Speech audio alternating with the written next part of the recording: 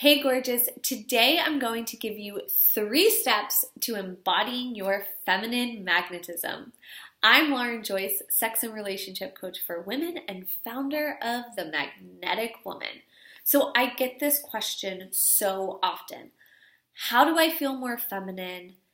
How do I embody that? And what does embodiment even mean? So today I'm going to tell you what does it mean to be embodied and the 3 steps that you can take to start putting yourself on the path to really embodying that magnetic woman. So first and foremost, embodiment means being in your body, right? I don't know about you, but whenever I think of a goddess, the first thing that comes to mind is this feeling of being really grounded in her body and very confident, right? And I believe that those go hand in hand. When a woman learns to really live in her body, be present, she has so much more confidence in the world and so much more love for herself. This is one of the things that makes a magnetic woman so magnetic. People can't take their eyes off of a woman who feels really comfortable, grounded in her body, and who's really confident. So the 3 steps to help you start to embody your magnetic woman are step 1, embracing your sensuality and your sexuality. So what the heck does this have to do with embodiment? Well, think about it. Sensuality is living life with all of your senses engaged. Where are your senses?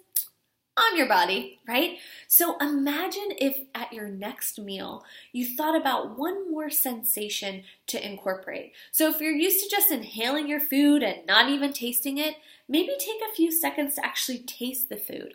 Or you light some candles for a different ambiance. Maybe put on some music. What does that do? That brings you right into the present moment and into your body, into the actual experience that you're having. But we've been taught that being really sensual and really being present isn't the way to get what we want. So in order to really embody your feminine magnetism, you have to start to reprogram this. So the other thing you want to embrace is your sexuality. Now, sexuality, especially a woman's sexuality, has been taboo for a very long time.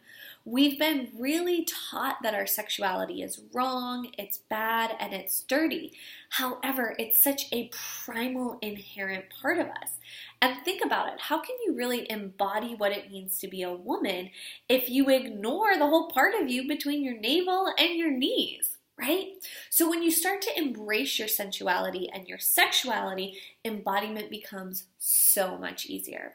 Step number 2 to embodying your magnetic woman is learning how to get comfortable with your emotions and also learning how to move them through your body. Now, why is this important? Because emotion, past pain, and trauma can actually get stuck in our body if we don't know how to move it through. Now, we've been told and taught that there's only certain emotions that are okay, right? It's kind of like contentment to complacency is where most of us are supposed to live, right? So the heavier emotions of sadness, anger, frustration, rage, those aren't really okay. And even some of the more positive emotions like bliss and rapture aren't okay either. So many women have been trying to live in this tiny emotional box. But the reality is, as humans, and especially as women, we have a very wide emotional range. So in order to be in your body, you have to be comfortable with your emotions because they live in your body. So if you're very used to stifling your emotions or you haven't worked through past heartache or trauma, the idea of being in your body is going to feel very uncomfortable because it's going to bring up all of those feelings. So what you need to learn to do is move the emotions through your body. They don't want to stay there. They want to get out. Think of it like a wave at the ocean. An emotion isn't forever, it's just for that moment in time. So when you learn how to move your emotions through your body, when you heal or when you deal with past pain and heal past trauma, it's much easier and feels so much better to be in your body. And step number 3 is to follow the path of pleasure. Pleasure, just like sensuality, brings us back into the present moment. But it also creates a lot of oxytocin in our brain, which is obviously the pleasure hormone, right?